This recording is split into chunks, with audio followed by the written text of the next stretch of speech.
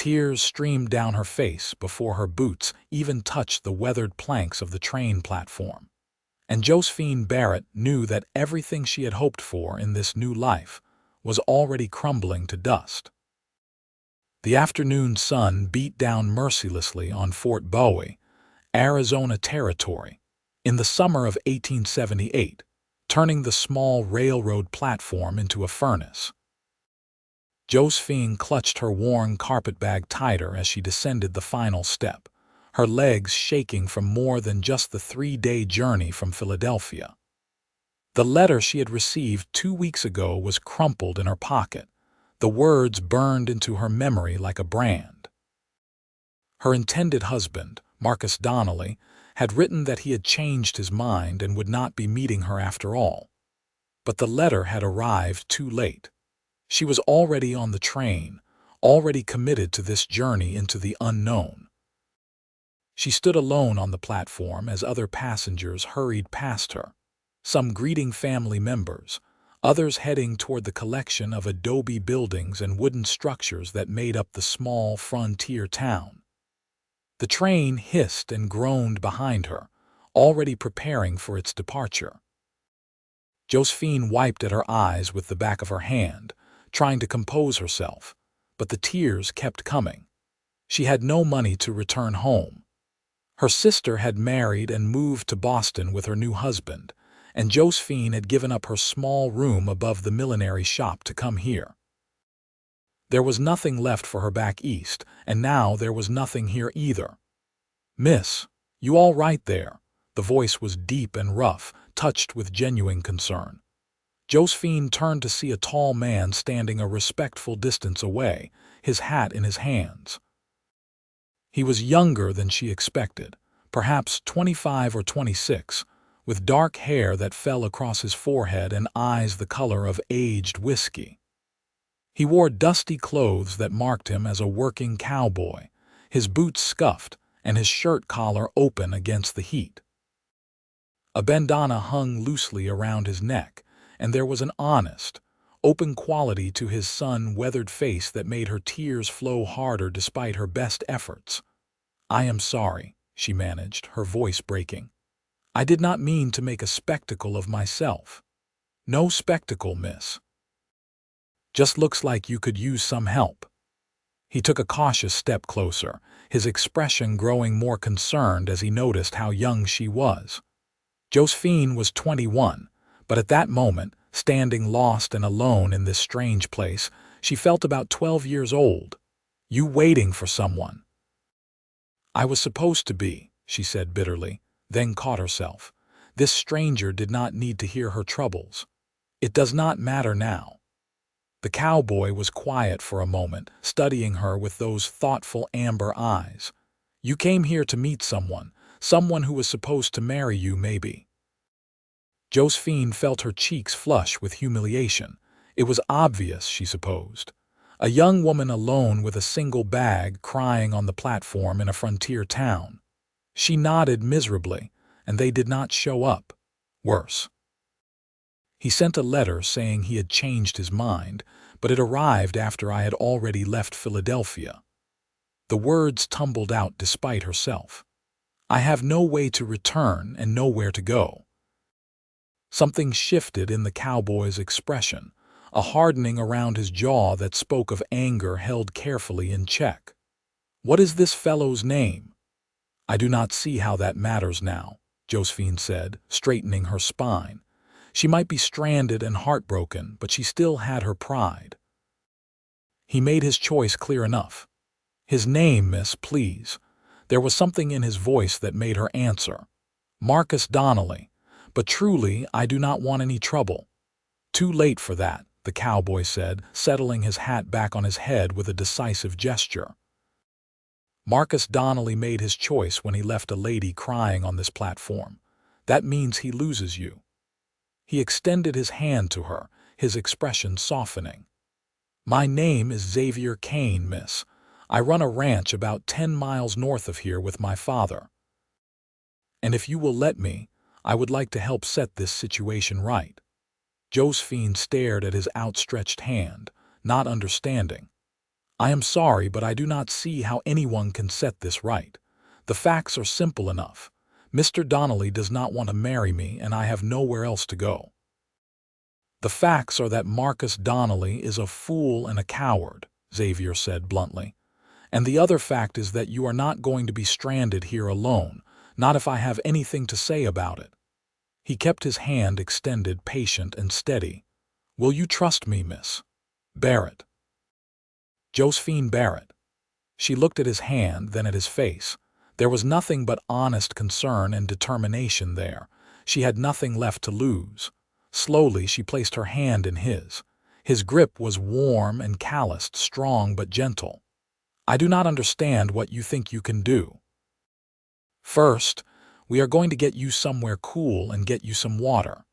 Then we are going to have a conversation with Mr. Donnelly about what it means to be a man of your word.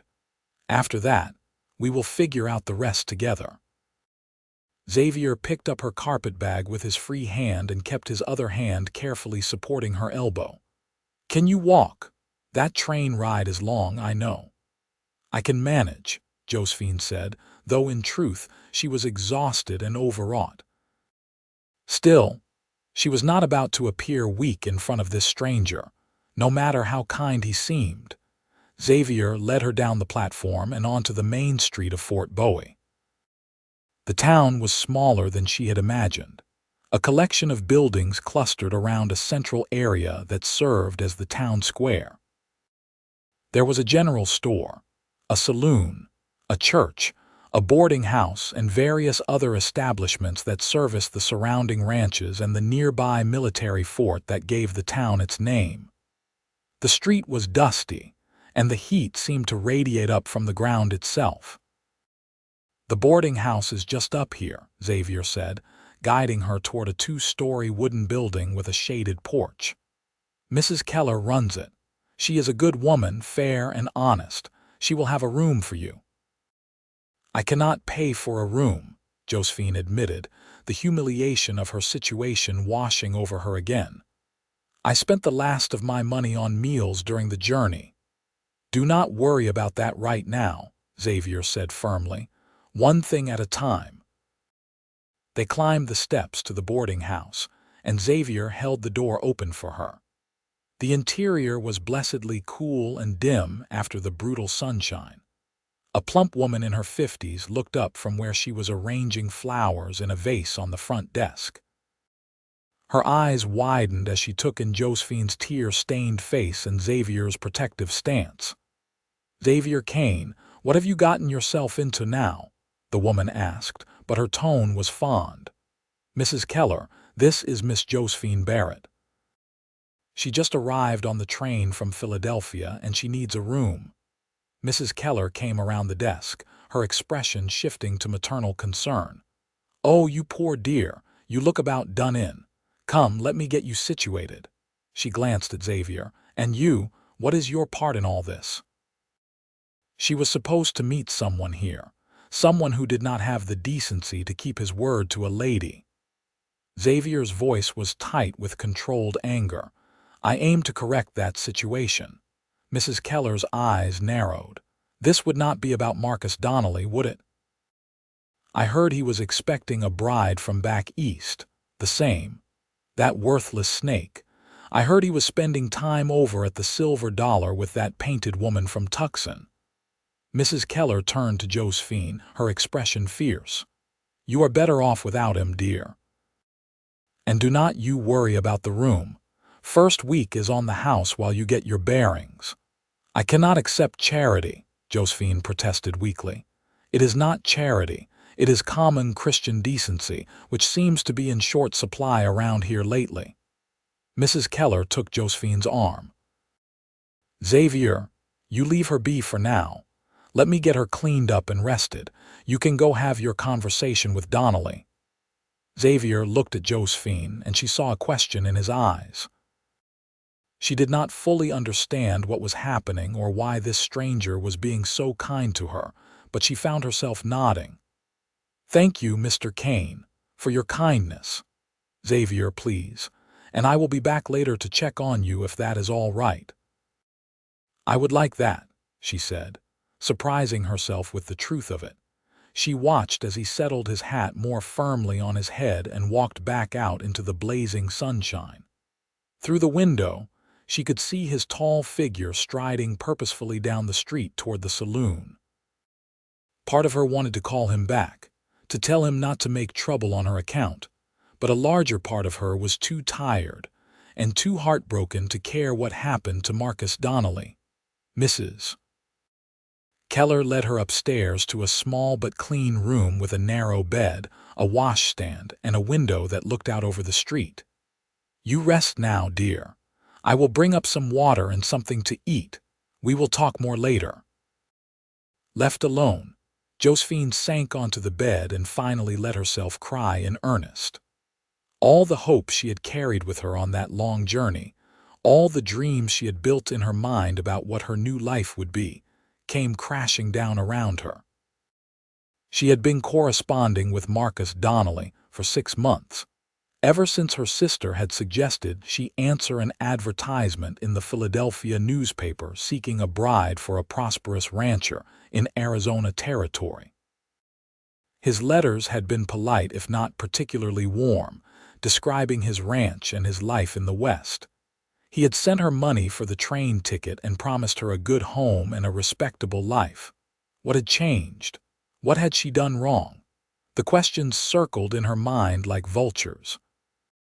Perhaps he had found someone prettier, someone more suited to this harsh landscape. Perhaps he had simply realized he did not want a wife after all. Whatever the reason, she was stranded here with no prospects and no way home. A knock on the door interrupted her spiraling thoughts. Mrs. Keller entered with a pitcher of cool water, a basin, and a tray of food. "Eat something, dear. You will feel better with food in your stomach." "Did you know him?" "Mr. Donnelly?" Josephine asked as she accepted a glass of water. Mrs. Keller sniffed disapprovingly. "Know him well enough to know he is not worth your tears.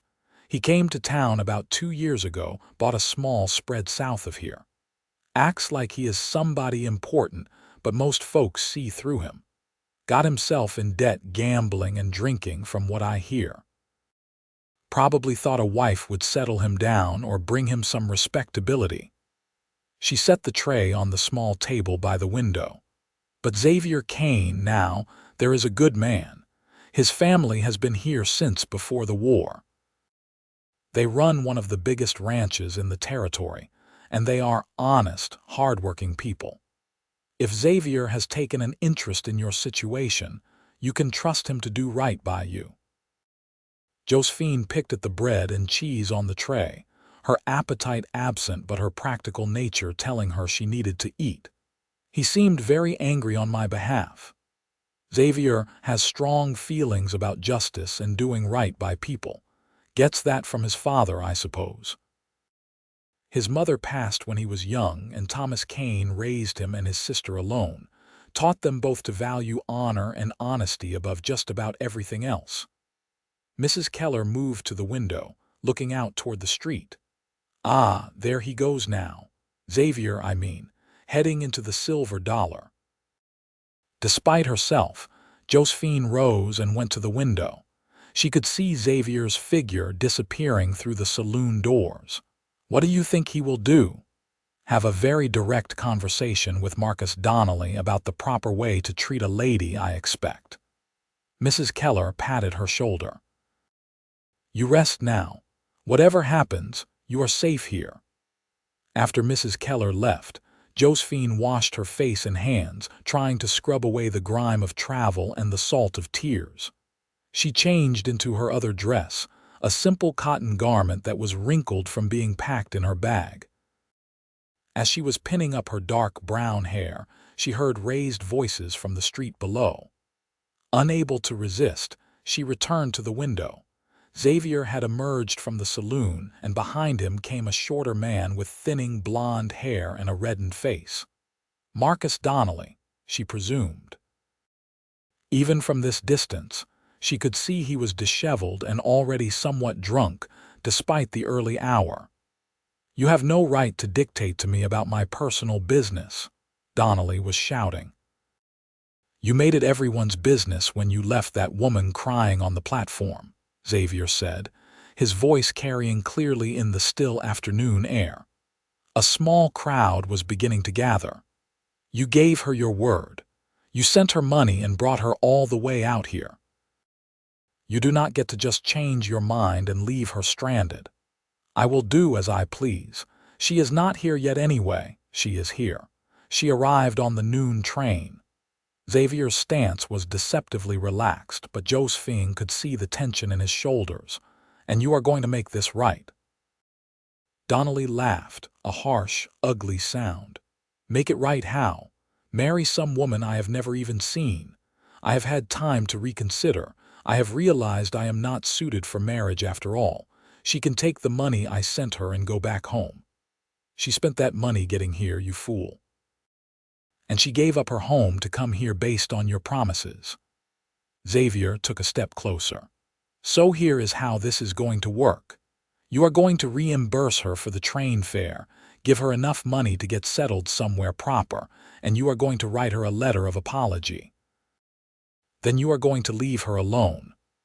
And if I refuse, then I will make you refuse in front of the whole town, and everyone will know exactly what kind of man you are. Every rancher, every businessman, every person you might need to do business with. They will all know you are the kind of man who breaks his word to a woman and leaves her stranded. Xavier's voice was steel. Your choice, Donnelly. Josephine watched as Marcus Donnelly's face went through several shades of red and purple. Finally, he reached into his pocket and pulled out some bills, throwing them on the ground between them. There, take your money and get her out of my sight. I never want to hear about this again. Xavier did not pick up the money immediately. The letter, too. And you will deliver it personally to Mrs. Keller's boarding house with a proper apology. You are pushing your luck, Kane. No, I am giving you a chance to salvage what little honor you have left. Take it or leave it. There was a long moment of tense silence. Finally, Donnelly turned and stalked back toward the saloon. Fine, she will have her damned letter. He paused at the door. But I better not see either of you near my property or there will be trouble. Would not dream of it, Xavier said evenly. He picked up the money from the dust and walked back toward the boarding house. Josephine stepped back from the window, her heart pounding. She had never had anyone stand up for her like that before. In her world back in Philadelphia, women were expected to endure slights and disappointments with quiet dignity. The idea that a stranger would confront a man on her behalf, demand restitution and an apology, was almost overwhelming. A few minutes later, there was a knock on her door. She opened it to find Xavier standing there, hat in hand once more. He looked slightly uncomfortable now, as if the adrenaline of the confrontation had worn off, and he was suddenly aware of the impropriety of visiting a young woman's room. I hope I did not overstep, he said quietly.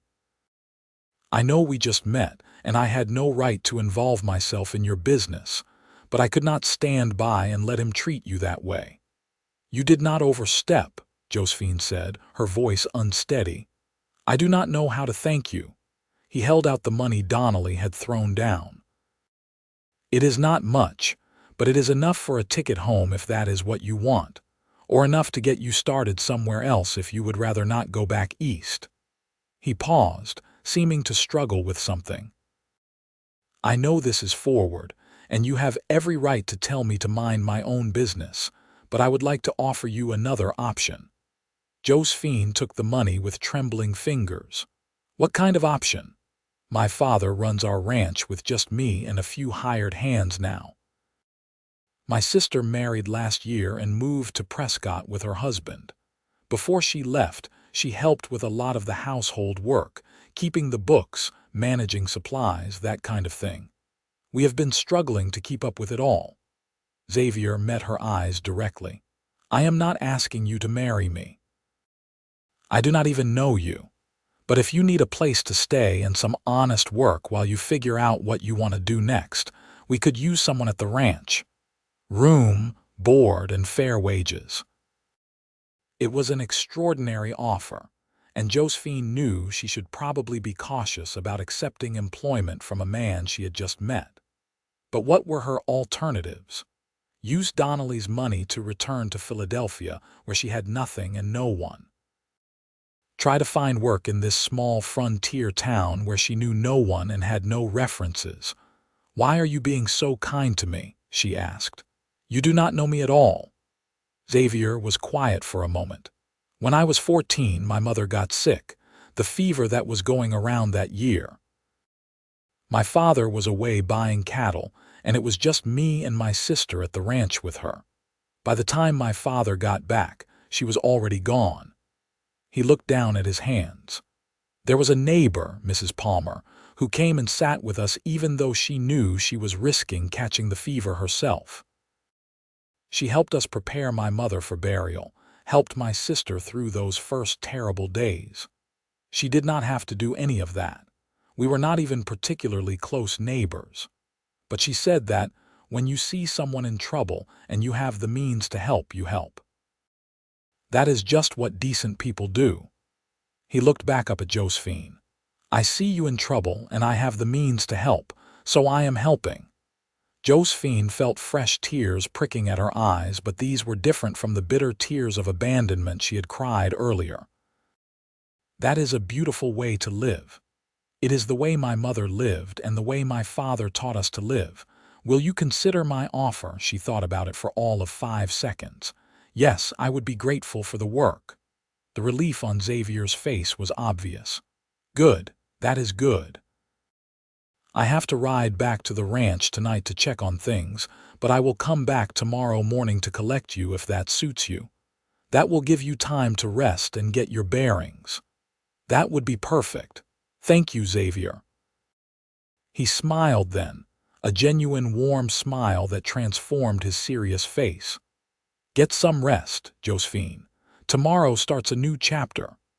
After he left, Josephine sat on the bed holding the money Marcus Donnelly had provided. It was not a fortune, but it represented options. She could leave if she wanted to. Xavier had made that clear. But something in her wanted to stay, wanted to see what would happen next. Perhaps it was foolish to trust a stranger so quickly, but Xavier Kane did not feel like a stranger. He felt like something solid and real in a world that had just revealed itself to be far more uncertain than she had ever imagined. She slept deeply that night, exhausted by travel and emotion. When she woke the next morning, the sun was already well up, and she could hear the sounds of the town coming to life below her window. She washed and dressed carefully, braiding her hair in a practical style. Mrs. Keller brought her breakfast and sat with her while she ate. "Xavier sent word that he will be here around 9 o'clock to take you out to the Kane ranch," the older woman said. "I have packed you some food for the journey. It is about a 2-hour ride." "Do you think I am being foolish?" Josephine asked. "Going off to work for a man I barely know." "If it were anyone else, I might say yes," Mrs. Keller admitted. "But I have known Xavier since he was a boy. You can trust him. And his father Thomas is a good man too. They will treat you fair and respectful." She paused. "That said, you are a young woman alone and people will talk. Might be worth thinking about how you want to handle that." "I will be working for them, not marrying into the family," Josephine said. "Surely people can understand the difference." Mrs. Keller gave her a knowing look. "People will talk regardless, just be aware of that." Xavier arrived precisely at 9 o'clock, driving a sturdy wagon rather than riding his horse. He had clearly cleaned up since yesterday, his hair still damp and his clothes fresh. "Morning, Josephine. You ready?" She gathered her carpet bag and the food misses. Keller had packed, said her goodbyes to the boarding house keeper, and climbed up onto the wagon seat beside Xavier. As they rolled out of town, she was acutely aware of people watching from windows and doorways. Mrs. Keller had been right. People were already talking. The road north from Fort Bowie wound through desert landscape. that was unlike anything Josephine had ever seen. The vegetation was sparse and strange to her eastern eyes, the occasional saguaro cactus rising like a sentinel against the brilliant blue sky. Mountains ringed the horizon in shades of purple and brown. The heat was already building, but there was a dry clarity to the air that she found oddly refreshing after the humid summers of Philadelphia. Xavier was quiet as he drove, seemingly content to let her take in the scenery. Finally, Josephine broke the silence. "What did you do after you confronted Mr. Donnelly yesterday? Went home, did my chores, told my father about the situation." He glanced at her. "He is the one who suggested I offer you work at the ranch. He said if I was going to get involved, I should follow through properly. He does not mind having a stranger come work for you. He said any woman with the courage to travel across the country to start a new life has the kind of backbone we could use around the ranch." Xavier smiled slightly. "My father has strong opinions about character. What happened to the letter Mr. Donnelly was supposed to write? Showed up at Mrs. Keller's last night, apparently. Drunk and sullen, but he delivered it. I did not rate it, but Mrs. Keller said it was barely coherent. More curses than apologies." "I do not need his apologies," Josephine said quietly. "I just needed to know it was truly over so I could move forward. That makes sense." Xavier was quiet for a moment. "Can I ask you something? What made you decide to come out here in the first place?" "To answer an advertisement from a stranger." Josephine considered how much to tell him. "My parents died when I was 17. Influenza. My older sister Martha took me in, but when she got engaged last year, it became clear there was not really room for me in her new life. Her husband is a banker, very proper and concerned with appearances. Having an unmarried sister living with them indefinitely did not fit the image he wanted to project." She smoothed her skirt with her hands. "I was working at a millinery shop, but the wages were barely enough to cover a room and food. When Martha showed me the advertisement, it seemed like an opportunity, a chance to have my own home, my own life. And instead, you ended up stranded in a strange town with no prospects.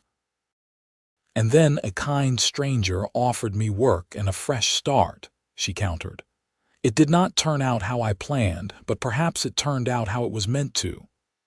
Xavier looked at her with something like admiration. "You have a good way of looking at things."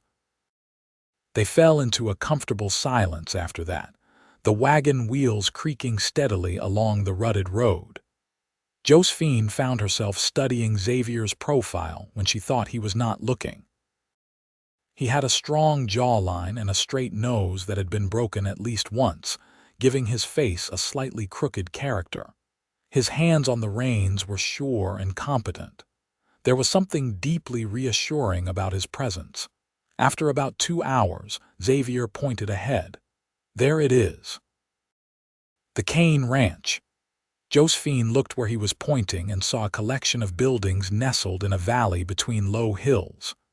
There was a main house built of adobe and wood, a large barn, several corrals with horses, and various outbuildings. Trees had been planted around the main house, providing precious shade, and she could see the glint of water from what must be a well or a creek. As they drew closer, a man emerged from the barn. He was older than Xavier by about 25 years, with graying hair and the same amber-colored eyes. This had to be Thomas Kane. He waited by the barn as they pulled up, his expression reserved but not unfriendly. "Father, this is Miss Josephine Barrett." "Josephine, my father, Thomas Kane." Josephine climbed down from the wagon, conscious of how dusty and travel-worn she must look. Thomas Kane studied her for a long moment, then extended his hand. "Welcome to the Kane Ranch, Miss Barrett. Xavier told me about your situation. I am sorry for the poor treatment you received." His handshake was firm, his calloused hand warm and dry. Thank you for giving me this opportunity, Mr. Kane. I promise I will work hard. I do not doubt it. Anyone who had the grit to come out here alone has the grit to handle ranch work. He looked at Xavier. Show her to Anna's old room. She can get settled while I finish with the horses. Xavier led her toward the house, carrying her bag. The interior was cooler than the outside air, the thick adobe walls providing insulation. The main room served as both kitchen and living area, with a large stone fireplace, a wooden table, and simple but sturdy furniture.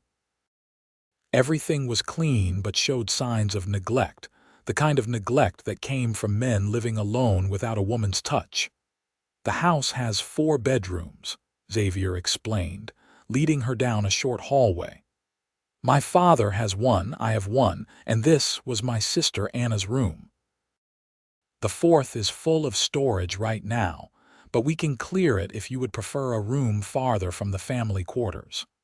This is fine, Josephine said, looking into the room Xavier indicated. It was larger than her room at the boarding house, with a real bed, a chest of drawers, a washstand, and even a small desk by the window. The window looked out over the ranch yard and the mountains beyond. This is lovely. Anna left some things she did not take with her, clothes and such. You are about her size, I think. You are welcome to anything you can use. Xavier set her bag down by the door. I will let you get settled. When you are ready, come on out and we will show you around, explain what needs doing. After he left, Josephine sat on the bed and looked around the room that would be her home for however long this arrangement lasted. It was strange how quickly her life had changed.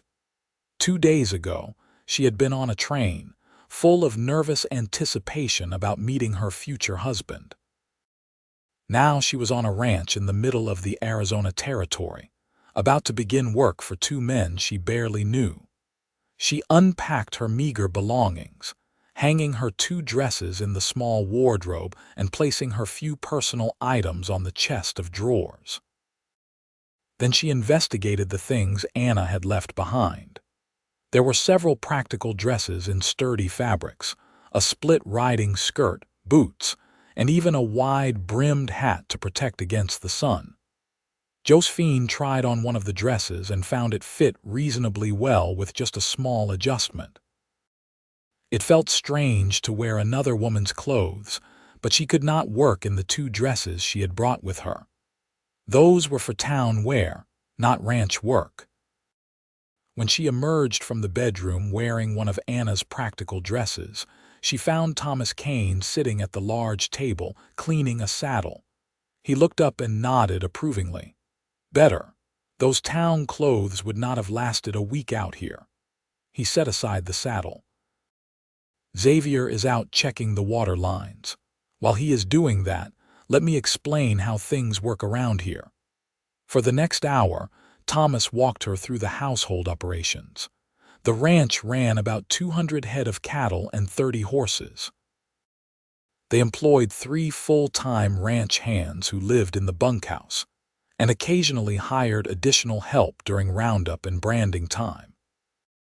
The house operations, which would now be Josephine's primary responsibility, included cooking for the household and the ranch hands, maintaining the house and the vegetable garden, managing supplies and ordering from town, keeping the books, and helping with animal care when needed. It is a lot of work, Thomas said bluntly. Xavier and I have been trying to manage it along with the ranch work, but we are falling behind. The house is not as clean as it should be, we have been eating poorly, and our bookkeeping is a mess. He paused. Anna was good at all of this. We have missed having her here. I will do my best, Josephine promised. I helped run my parents' household before they died, and I have been working for the past 4 years. I am not afraid of hard work. That is what I wanted to hear. Thomas stood.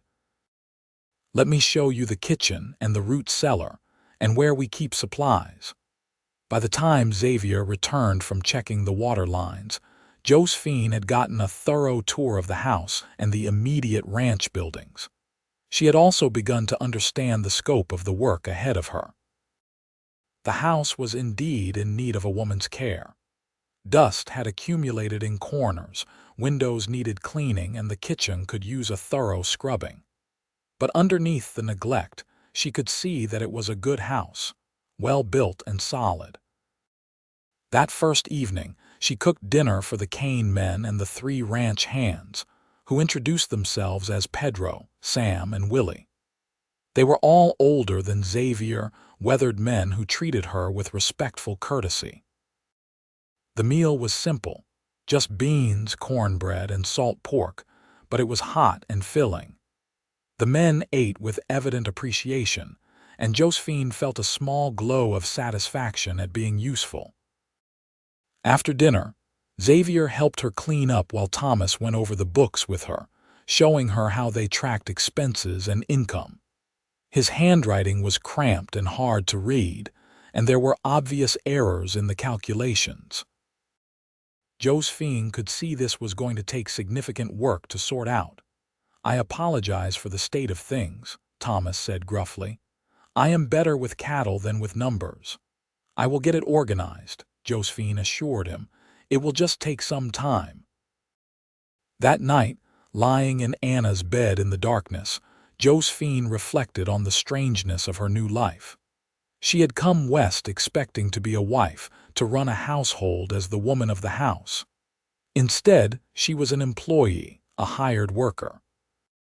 It was not what she had planned, but as she thought about the day, she realized she felt more hopeful than she had in a long time. Thomas and Xavier treated her with respect. The work was honest and useful. She had a clean room and enough to eat. It was not the dream she had imagined, but it was something real. The next few weeks fell into a rhythm. Josephine rose before dawn to start breakfast, cooked for the men, spent the mornings cleaning and organizing the house, tended the vegetable garden in the afternoon, and prepared dinner in the evening. In between, she worked on the books and the supply lists. It was exhausting work, but it was satisfying in a way her job at the millinery shop had never been. She could see the results of her labor immediately. The house grew cleaner and more organized. Meals improved as she learned what supplies they had and what she could make with them. The garden began to thrive under her care. Xavier was gone much of the time, out on the range with the cattle or fixing fences, or dealing with the dozens of tasks that came with running a ranch. But in the evenings, he often sat at the kitchen table while she cleaned up after dinner, talking to her about the ranch and the territory and his life. She learned that he was 26, that he had been working the ranch since he was old enough to sit a horse, that he loved this land with a fierce passion that was almost poetic when he talked about it. "People back east think this is just empty desert," he said one evening as they sat on the porch watching the sunset paint the mountains in shades of orange and purple. "But they are wrong. This land is alive. You just have to learn to see it." Josephine, who had initially found the landscape harsh and alien, was beginning to understand what he meant. There was a stark beauty to the desert, a clarity and honesty that appealed to something in her nature. "I am starting to see it," she admitted. Xavier looked at her, and there was something in his expression that made her heart beat faster. "I am glad you stayed," he said quietly. "I am too," she replied and meant it. As summer deepened into fall, Josephine found herself thinking about Xavier more than was probably appropriate for an employee thinking about her employer. She noticed things about him. The way he was always gentle with the horses, the way he took time to teach her about the ranch even when he was busy, the way his eyes crinkled when he smiled. She noticed that he seemed to find excuses to be near her, to help her with tasks that she could have easily managed alone, to sit and talk with her in the evenings. Thomas noticed too. One afternoon when Xavier was out on the range and Josephine was working in the garden, the older man came and leaned on the fence, watching her work. "You have done good work here, Josephine," he said. "The place has not looked this good or felt this much like a home since my wife passed." "Thank you, I have enjoyed the work." Thomas was quiet for a moment. "I have also noticed that my son has taken a particular interest in your welfare." Josephine felt her cheeks flush. "He has been very kind to me. Xavier is a good man, honest and hardworking and decent. But he is also my son, and I know him. He does not let people in easily, but when he does, he feels things deeply." Thomas looked at her directly. "I am not blind to what is developing between you two. I just want to make sure you are aware that people in town are already talking. And I want to make sure that if this becomes something more than an employer-employee relationship, it is because you both want it, not because you feel obligated or because you think it is your only option." Josephine sat back on her heels, soil-stained hands resting on her knees. "I care for Xavier," she admitted, "more than I probably should, but I have not acted on those feelings, and I would not unless I was certain they were returned and that they were real." "They are returned," Thomas said with a slight smile. "That much is obvious to everyone but apparently the two of you. What you do with that information is up to you." He pushed off from the fence. "I just wanted you to know that if you do decide to pursue something with Xavier, you have my blessing. You are a good woman, Josephine. You have brought light back into this house. I would be proud to call you daughter." He walked away, leaving Josephine staring after him in shock. She had not expected such a direct conversation, and she certainly had not expected Thomas's blessing for a relationship that had not even officially begun. But his words gave her courage to examine her own feelings more honestly. She was in love with Xavier Kane. It had happened gradually over the weeks of living in his home, seeing him every day, learning who he was beneath the quiet, serious exterior. He was kind and honorable and strong. He had a dry sense of humor that caught her off guard and made her laugh. He treated her like an equal, valued her opinions, and respected her abilities. When he looked at her, she felt seen in a way she had never experienced before. That evening, Xavier came in from the range later than usual, dusty and tired. Josephine had kept his dinner warm, and she set it in front of him while he washed up. Thomas had already eaten and gone to bed, leaving them alone in the kitchen. "Long day?" she asked, pouring him coffee. "Found some fence down in the north pasture. Had to do a temporary repair and move the cattle. I will need to go back tomorrow with better materials." He ate hungrily, then looked up at her. "You did not have to wait up for me. I wanted to." Josephine sat down across from him, gathering her courage. "Xavier, can I ask you something?" "Of course. Why did you really help me that day at the train station? The truth."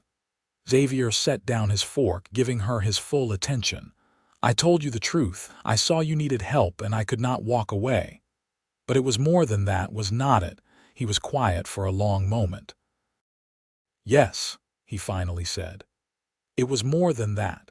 When I saw you standing there crying, something in me just knew that you were important. I did not understand it then, and I am not sure I fully understand it now. But I looked at you and I thought, that is her. That is the woman I have been waiting for." He met her eyes. "I know that sounds crazy. We had never even spoken." "It does not sound crazy," Josephine said softly. "It sounds like how I have been feeling every day since I came here. Like this is where I am supposed to be. Like you are who I am supposed to be with." Xavier stood up and came around the table, kneeling beside her chair so they were at eye level. "Josephine, I know the circumstances of how we met were not ideal. I know you came here expecting something different. But these past weeks, getting to know you, having you here, it has been the best time of my life. You are smart and strong and beautiful, and every day I fall more in love with you." He took her hand. "I am asking you to give us a real chance, not as employer and employee. As two people who care for each other. Josephine felt tears streaming down her face, but these were happy tears. "Yes," she said. "Yes, I want that too. I love you, Xavier." He stood, pulling her up with him, and then he was kissing her. It was gentle at first, tentative, but then deeper as she responded. His arms came around her, holding her close, and she felt safe and cherished and home. When they finally broke apart, both breathing hard, Xavier rested his forehead against hers. "Will you marry me, Josephine?" "I know it is fast, but I am certain. You are who I want to spend my life with. Are you sure?" she asked. "You barely know me." "I know everything that matters. I know you are brave and kind. I know you work hard and do not complain. I know you make my father smile again. I know that when I come home at the end of the day and see you here, everything feels right." He cupped her face in his hands. "Marry me." "Yes," she breathed. "Yes, I will marry you." They told Thomas the next morning over breakfast. He looked at them, a slow smile spreading across his face. "About time. I was wondering how long you two were going to dance around each other." "You are not surprised?" Xavier asked. "Son, I have known you were in love with that girl since the first day you brought her home. I am just glad you finally worked up the courage to tell her." Thomas raised his coffee cup in a toast. "To Xavier and Josephine, may you be as happy as your mother and I were." They were married 3 weeks later in the small church in Fort Bowie. Mrs. Keller helped Josephine sew a simple but beautiful dress in cream-colored cotton. Anna and her husband came down from Prescott for the wedding, and Josephine immediately liked Xavier's sister, a warm woman with her brother's kind eyes and her father's directness. "I am so glad Xavier found you," Anna told her the night before the wedding. "He has been alone too long. He needed someone strong enough to match him." The wedding was small but joyful. The whole town turned out, curious to see the conclusion of the story that had started with a crying mail-order bride on the train platform. Josephine stood beside Xavier in front of the minister and promised to love and honor him for the rest of her life. And she meant every word with her whole heart. Marcus Donnelly did not attend, which was no surprise. Josephine heard later that he had sold his small ranch and left the territory entirely, gone to California to try his luck in mining. She spared him barely a thought. That chapter of her life was closed. The reception was held at the Kane Ranch, with tables set up in the yard and food contributed by neighbors. Pedro brought out his guitar and played while people danced. Josephine danced with Xavier, with Thomas, with Pedro and Sam and Willie, and even with the minister. As the sun set and the party continued into the evening, she looked around at all these people who had become her community, her family, and felt overwhelming gratitude for the path her life had taken. "Happy?" Xavier asked, pulling her close as they swayed to the music. "More than I ever thought possible," she answered honestly. That night, in the room they now shared, Xavier made love to her with tenderness and passion. Josephine had been nervous, not knowing what to expect, but Xavier was patient and gentle, and what she had been told would be a painful duty became something beautiful and intimate. Afterward, lying in his arms, she felt complete in a way she never had before. "I love you," she whispered into the darkness. "I love you too," he replied, pressing a kiss to her forehead. "Thank you for staying. Thank you for taking a chance on me. Thank you for being the kind of man who stands up for a crying woman on a train platform." The first year of their marriage was not without challenges. Ranch life was hard, and there were times when money was tight and the work seemed endless. But they faced it together, and that made all the difference. Josephine learned to ride a horse so she could help with the cattle when needed.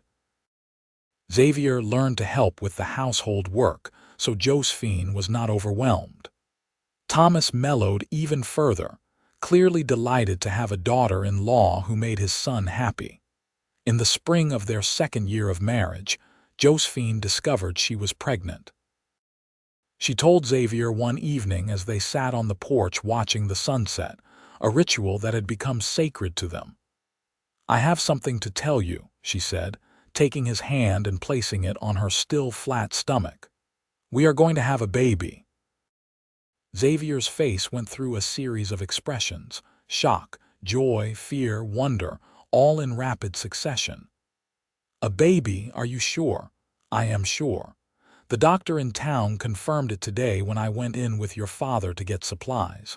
We are going to be parents." Xavier pulled her into his arms, holding her carefully as if she might break. "I am going to be a father."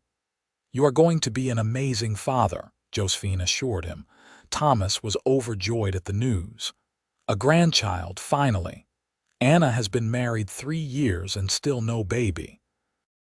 I was starting to think I would never get to be a grandfather." The pregnancy progressed smoothly through the summer. Josephine continued to work, though Xavier and Thomas both insisted she take on less physically demanding tasks. As her belly grew, she found herself imagining what their child would look like, whether they would have Xavier's amber eyes or her dark brown ones, whether they would love the ranch the way Xavier did. In late October, as the air finally began to cool from the brutal summer heat, Josephine's labor began.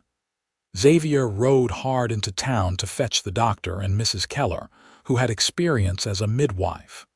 The labor was long and difficult, lasting through the night and into the next day.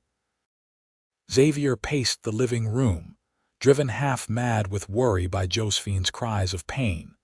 Finally, in the early afternoon, Mrs. Keller emerged from the bedroom with a squalling bundle in her arms. "You have a son, Xavier. A big, healthy boy. And Josephine is tired but doing well." Xavier pushed past her into the bedroom. Josephine lay pale and exhausted in the bed, her hair damp with sweat, but she was smiling. "Come meet your son," she said softly. The baby had a shock of dark hair, and his eyes, though they would likely change color, were currently a deep blue. He was perfect. Xavier held him carefully, terrified of his tiny fragility, overwhelmed by the rush of love he felt for this small person. "What should we name him?" Josephine asked. They had discussed names but had not decided on anything definite. Xavier looked down at his son, then at his wife, then out the window at the ranch that would be this boy's inheritance. "I was thinking Thomas after my father, if that suits you." "Thomas Xavier Kane," Josephine said, trying it out. "Tommy for short, I love it." Thomas Sr. was deeply moved when they told him the baby's name. "You honor me," he said gruffly, holding his grandson with surprising gentleness for such a rough-handed man. "I will do my best to be worthy of it." Baby Tommy thrived.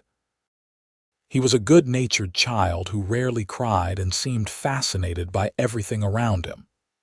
As he grew, it became clear he had inherited his father's amber eyes and his mother's stubborn determination.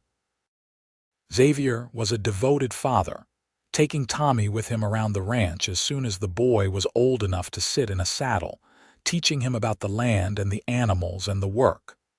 When Tommy was 2, Josephine became pregnant again. This time she gave birth to a daughter they named Grace, a tiny, delicate girl with Josephine's dark curls and Xavier's smile. Where Tommy was bold and adventurous, Grace was thoughtful and careful, observing everything with serious dark eyes. Life on the Kane Ranch settled into a busy, happy rhythm. The children grew, the ranch prospered, and Xavier and Josephine's love deepened with each passing year. They had their disagreements, of course. Xavier could be stubborn and Josephine had a temper when pushed too far. But they had learned to talk through their problems, to respect each other's perspectives, to compromise when needed. When Tommy was 5 and Grace was 3, Thomas Sr.'s health began to fail. He had never fully recovered from a bout of pneumonia the previous winter, and as the months passed, it became clear he was weakening. Xavier spent as much time as he could with his father, learning everything the old man could teach him about running the ranch, about being a good man, about what mattered in life. Thomas passed away peacefully one night in early spring, surrounded by his family. He died holding his grandson's hand, looking at the faces of his children and grandchildren, knowing that everything he had built would continue after him. They buried him on a hill overlooking the ranch, next to Xavier's mother. The whole community came to the funeral, testament to the respect Thomas had earned over his lifetime. Xavier gave the eulogy, his voice breaking only once as he talked about what his father had meant to him, how Thomas had taught him to be a man, how to be honorable and strong and kind. After the funeral, as people gathered at the ranch for the traditional meal, Josephine found Xavier standing alone at his father's grave. She climbed the hill and stood beside him, taking his hand. "He was proud of you," she said quietly. "He told me so many times. He said you were twice the man he ever was." "I am only whatever I am because of him," Xavier replied. "He taught me everything. He gave you a foundation, but you built yourself on it. He knew that." Josephine leaned against Xavier's shoulder. "And now we carry on. We raise our children the way he raised you. We run this ranch the way he would have wanted. We honor his memory by living well." Xavier pulled her close. "I do not know what I would do without you. You will never have to find out," she promised. The years continued to pass. Tommy and Grace grew into capable, confident children who loved the ranch as much as their father did. Tommy had his father's natural way with horses, and his mother's head for numbers. Grace was quieter but equally competent, with a gift for growing things and a gentle touch with sick or injured animals. When Tommy was 10, they welcomed another son, James, and 2 years later, a second daughter, Elizabeth. The house that had once seemed too quiet with just Xavier and Thomas now rang with children's laughter and the constant activity of a large family. Josephine sometimes thought back to that day she had stepped off the train crying, certain her life was ruined. She thought about the path she had expected to take and the very different path she had actually traveled. She would not change a single thing. Marcus Donnelly's rejection had seemed like the worst thing that could happen to her, but it had actually been the opening to everything good in her life. One evening, when she was helping Tommy with his arithmetic and keeping an eye on the younger children while Xavier and Pedro mended tack, Xavier caught her eye and smiled. It was a private smile, full of love and shared history and contentment. She smiled back, and in that moment, everything that mattered in the world was contained in this house, in this family they had built together. As the children grew older, the ranch grew too. Xavier proved to be as capable a rancher as his father had been, expanding their operations and earning respect throughout the territory. Tommy began to take on more responsibilities, learning the business side of ranching from his mother and the practical side from his father. Grace developed a particular interest in breeding horses and began building a small but respected program of her own. When Arizona achieved statehood in 1912, the Kane family celebrated along with the rest of the territory. By then, Josephine and Xavier had been married for 34 years. Their hair had gone gray, and their hands showed the wear of decades of hard work, but their love for each other had only grown stronger. They sat on the porch that evening, watching the sunset as they had done thousands of times before. Their children were grown now, Tommy married with children of his own, Grace engaged to a neighboring rancher's son. James was attending college in Tucson, studying agriculture, and Elizabeth was teaching at the school in Fort Bowie.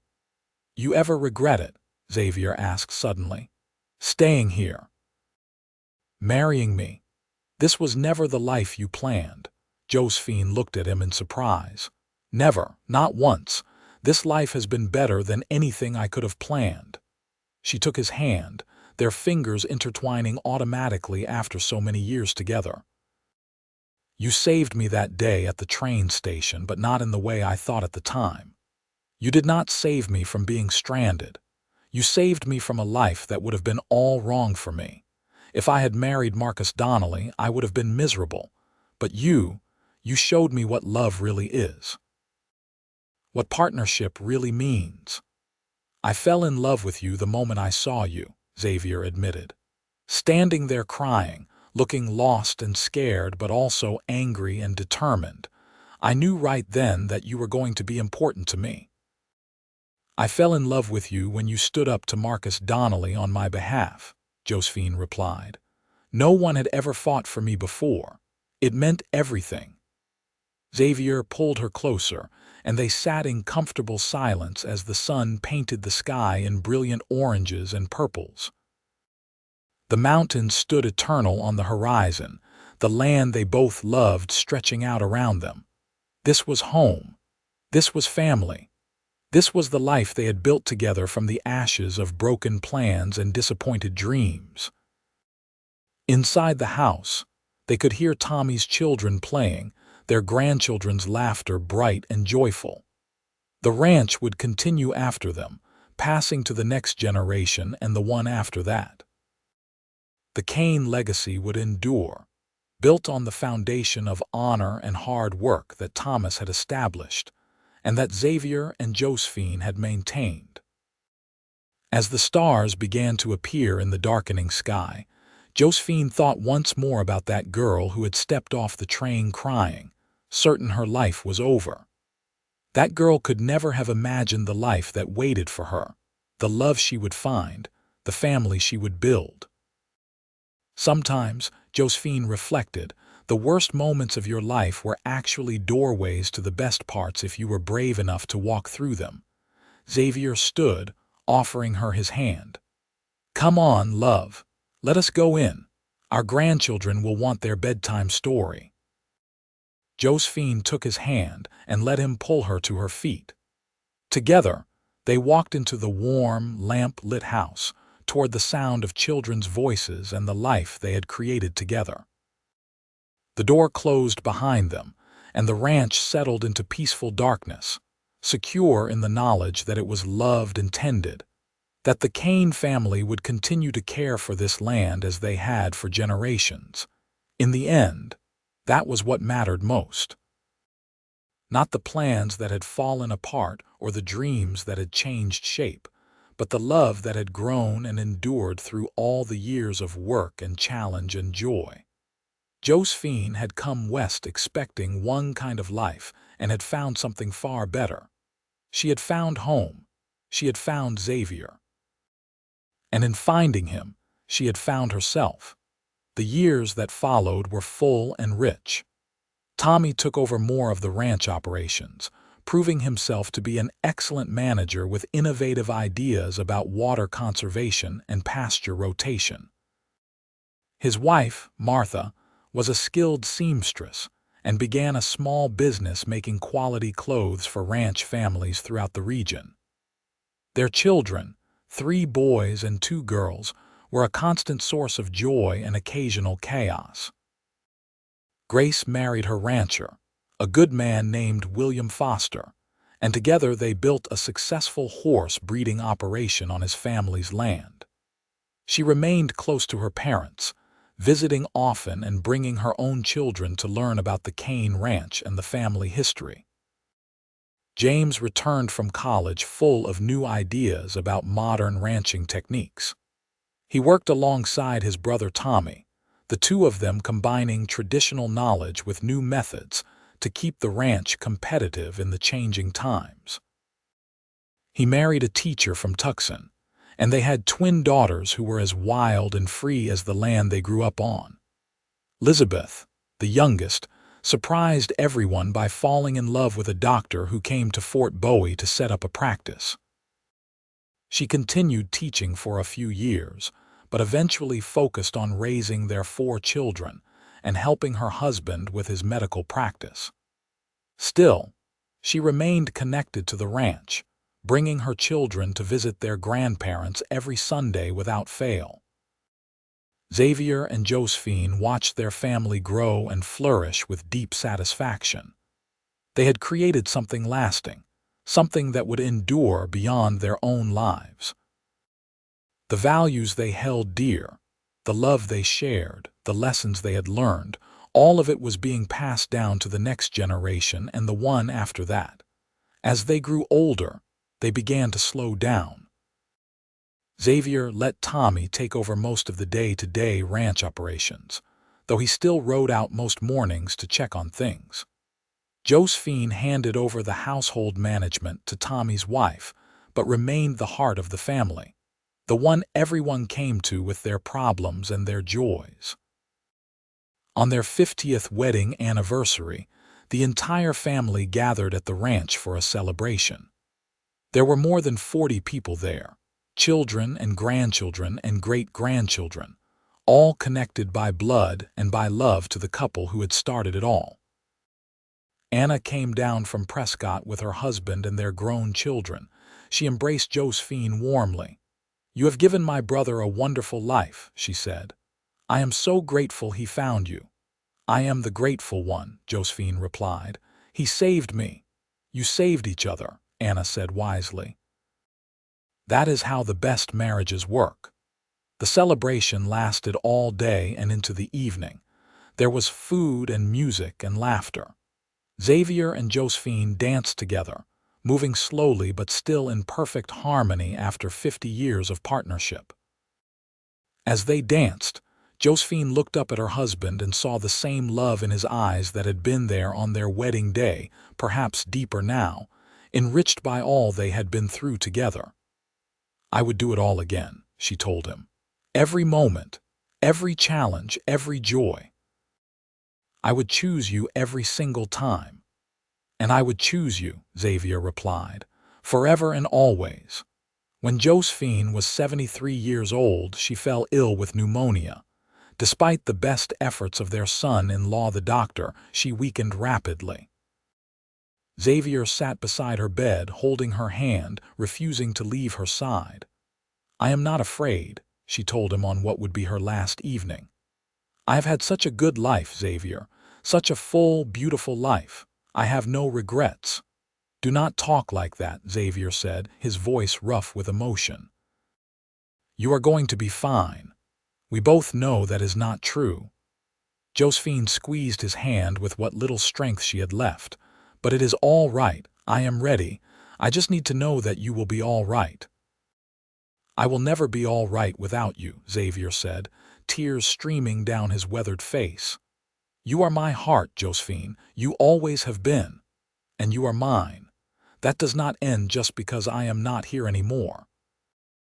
She smiled at him, that gentle, loving smile he had fallen in love with 52 years ago. "Promise me you will take care of yourself. Promise me you will let the children take care of you. Promise me you will remember that our love continues no matter what." "I promise," Xavier managed. Josephine closed her eyes, still holding his hand. "Thank you," she whispered. "Thank you for seeing me crying on that platform. Thank you for caring. Thank you for loving me. Thank you for giving me the most beautiful life I could have imagined." "Thank you for staying," Xavier replied. "Thank you for taking a chance on a cowboy who fell in love at first sight. Thank you for building this life with me." Josephine Barrett Kane passed away peacefully that night, surrounded by her family, her hand still clasped in Xavier's. She was buried on the hill next to Thomas and Xavier's mother, overlooking the ranch she had loved for more than half a century. Xavier mourned her deeply. For weeks after her death he was lost, barely eating, barely speaking. But gradually, with the support of his children and grandchildren, he began to find his way back to himself. He realized that the best way to honor Josephine's memory was to live as she would have wanted him to live, to continue to be present for their family, to find joy in the legacy they had built together. He lived for another 5 years after Josephine's death. During that time, he watched his great-grandchildren grow, passed on stories and wisdom to anyone who would listen, and spent quiet evenings on the porch remembering his beloved wife. He never remarried, never even considered it. Josephine had been the love of his life, and he was content to wait until he could be with her again. When Xavier Kane died at the age of 83, peacefully in his sleep, he was laid to rest beside Josephine on the hill overlooking the ranch. The entire community came to the funeral, testament to the respect and love the Kane family had earned over the generations. Tommy stood at his father's grave and told the story one more time, the story that had become family legend, about how his father had seen a crying mail-order bride on the train platform and declared that whoever made her cry loses her. About how that act of compassion and justice had led to a love that spanned more than 5 decades and created a family that would endure for generations. "My father taught me that when you see someone in trouble, you help," Tommy told the assembled crowd. "He taught me that love is not about grand gestures, but about showing up every day and choosing each other again and again. He taught me that the best things in life are often the ones we did not plan, the ones that come to us when we are brave enough to take a chance." He looked at his siblings, his children, his grandchildren. "We are all here because he took that chance, because he chose love, because he chose her." The Kane Ranch continued to thrive under Tommy's management and later under his sons. The family grew and spread, but they always maintained their connection to the land where Xavier and Josephine had built their life together. The story of the crying mail-order bride and the cowboy who saved her became a cherished family story, told and retold to each new generation. And on quiet evenings when the sun set over the Arizona mountains, painting the sky in brilliant colors, the Kane family members who gathered on the old porch could almost feel the presence of Xavier and Josephine, still together, still watching over the family and the land they had loved so well. It was a love story for the ages, born from heartbreak and transformed into something beautiful and lasting. It was proof that sometimes the worst moments of our lives are actually the beginning of our greatest blessings, that love can grow from the most unlikely circumstances, and that when two people commit to each other fully and completely, they can build something that will endure long after they are gone. The ranch stands to this day, still in the Kane family, still operating much as it did in Xavier and Josephine's time, adapted for modern methods but maintaining the core values and traditions they established. And in the family cemetery on the hill, beneath the wide Arizona sky, Xavier and Josephine rest side by side, together for eternity as they were in life, their love story complete, their legacy secure, their family flourishing around them.